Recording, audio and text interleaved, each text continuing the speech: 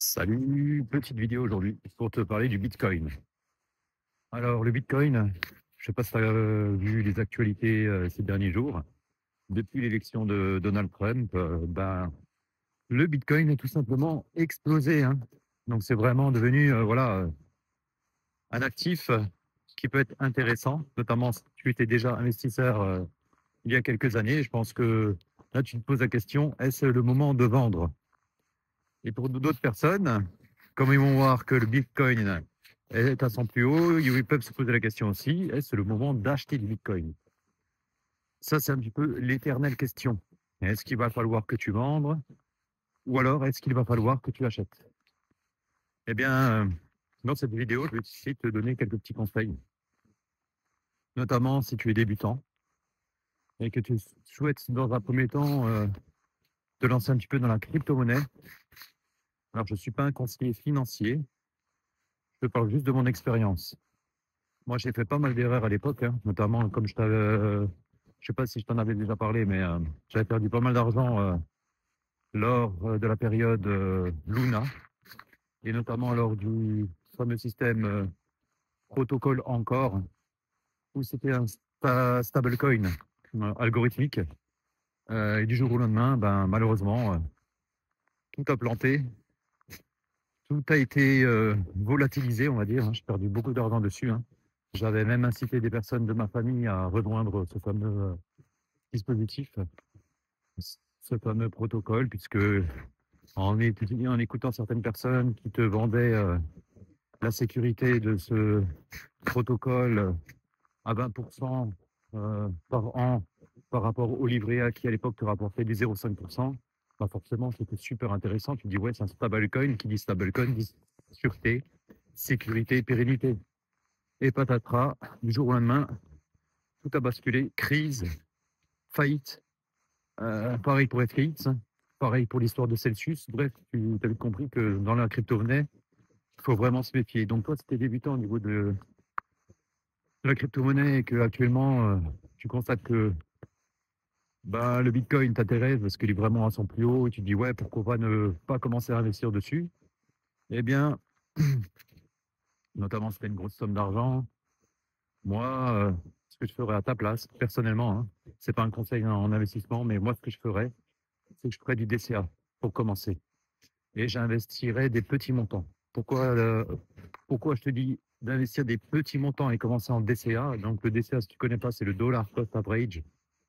Donc le dollar cost average, c'est tout simple, hein. C'est dans le sens où si tu souhaites lister tes investissements, c'est-à-dire par exemple, tu mets 50 euros tous les mois, par exemple, sur la crypto-monnaie, tu décides d'acheter du Bitcoin.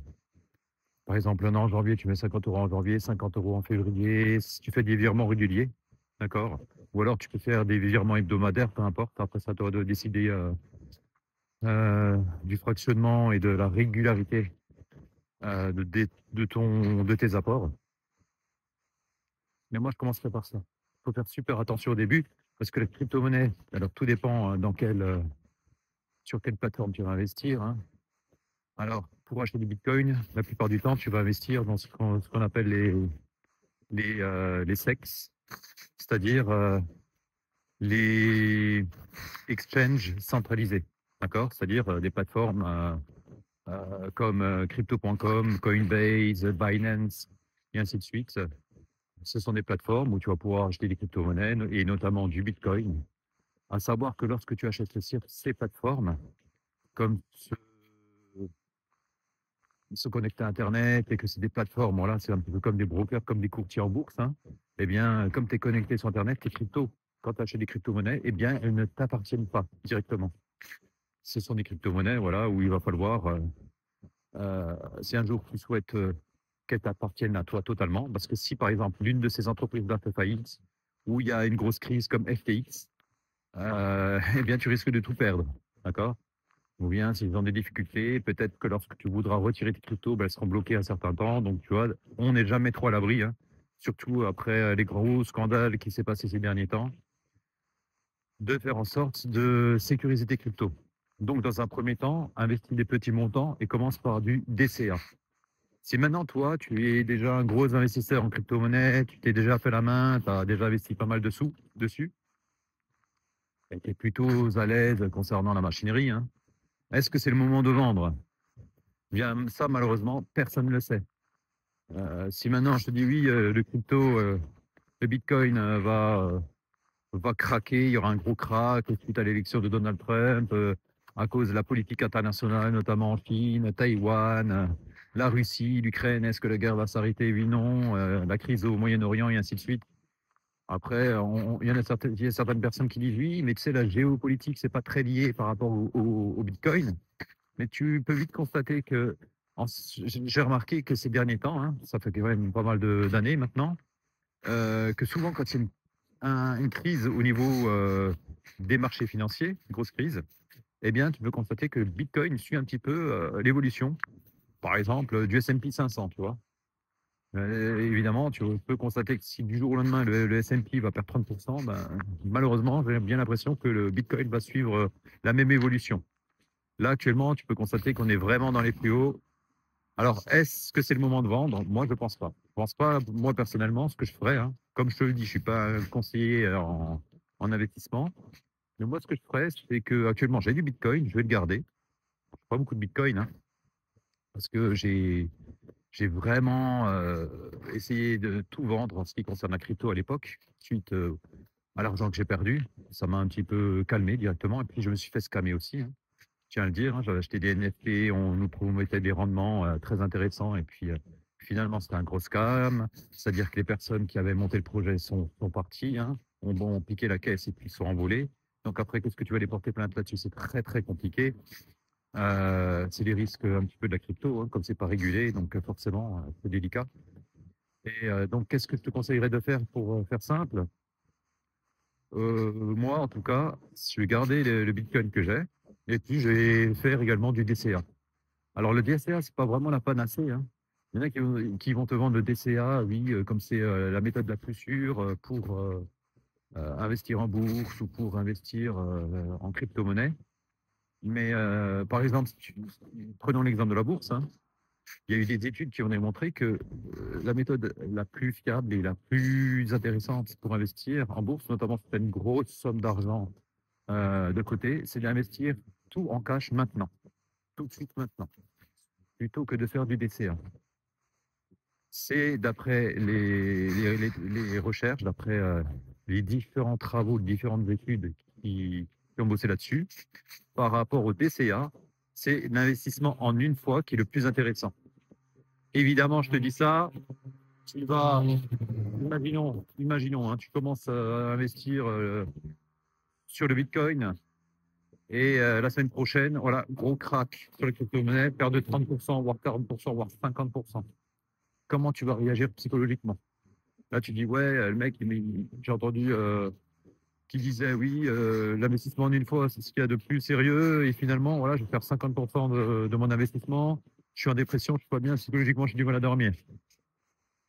Et ça, malheureusement, on n'est pas à l'abri, hein. Effectivement, ça peut se produire.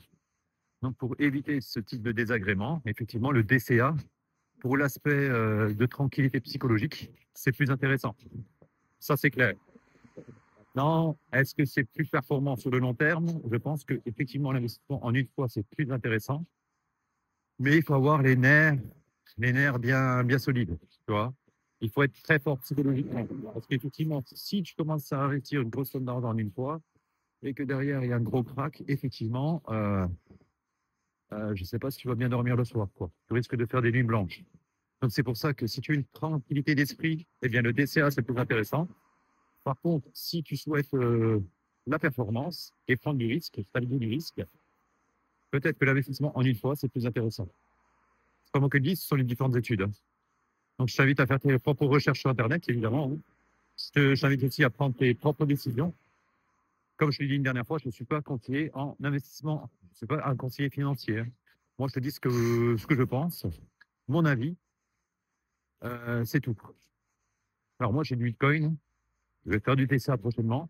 Je vais me relancer un petit peu dans la crypto.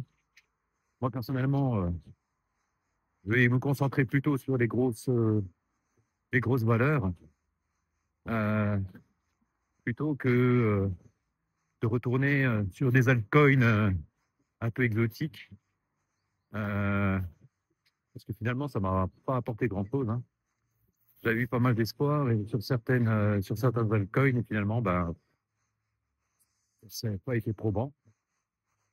Donc, en tout cas, euh, si tu es un investisseur, je pense que le Bitcoin, c'est plutôt sur du long terme, hein. Moi, je vois sur le long terme que ça va encore progresser, hein. Je pense qu'un jour, on redépassera, je ne vais pas dire largement, mais on va dépasser les 100 000 dollars. Après, dans combien de temps ça viendra, nul ne le sait. Et évidemment, entre-temps, il peut retomber à 50 000, à 40 000, voire à 30 000. On n'est pas à l'abri. Mais je trouve que depuis quelques temps, il y a moins de fluctuations. Tu vois, ça bouge un peu moins, le Bitcoin commence à être un peu plus stable. Il y a beaucoup de fonds de pension qui achètent du Bitcoin. Tu as des grosses banques qui commencent à investir dans le Bitcoin. Donc ça devient vraiment carré. Mais bon, c'est toujours un gros risque, mais sincèrement, ça peut être intéressant. En tout cas, si tu débutes dans le crypto, mets-toi à la main sur des plateformes d'exchange, euh, Coinbase, Crypto.com, Binance, Bitpanda et ainsi de suite, hein, ce que tu veux. À toi de faire tes propres recherches, tu as Kraken aussi, Bitcoin et compagnie. Il n'y a pas vraiment de préférence. Prends plutôt une grosse plateforme, hein, qui a pignon sur rue. Moi, personnellement, j'ai testé pas mal de plateformes. Bon, voilà, il y en a certaines, j'ai failli investir comme Celsius. Heureusement que j'ai pas investi, hein. FTX aussi, à un moment donné, j'ai failli investir. Donc, heureusement que j'ai arrêté la casse, que j'ai investi déjà sur le Luna, ça m'a coûté déjà assez cher, hein. Donc, Luna, l'histoire du protocole encore aussi, ça m'a coûté pas mal d'argent. J'ai subi des scams. J'ai investi dans des projets qui finalement se sont révélés de véritables arnaques. Donc, méfie-toi, investis dans des grosses valeurs, le Bitcoin, l'Ethereum, dans un premier temps. Fais-toi la main sur des exchanges de qualité qui ont pignon sur rue.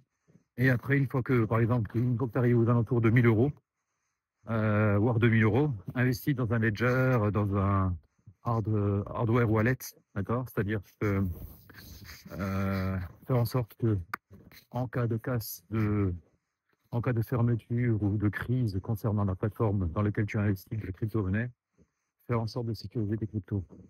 La laisse pas traîner, la laisse pas dormir sur un exchange. Peu importe s'il soit de notoriété ou pas, on est vraiment à l'abri. Donc voilà, j'espère que cette vidéo t'a plu. Dis-moi si toi tu penses que le Bitcoin va monter dans les prochains temps ou si suite à l'ère du futur président américain Trump, tu penses que finalement ça va cracher, il risque d'y avoir des cracks ou pas. Quel est ton avis là-dessus? Sur ce, je te souhaite de passer une excellente journée. Salut chez toi.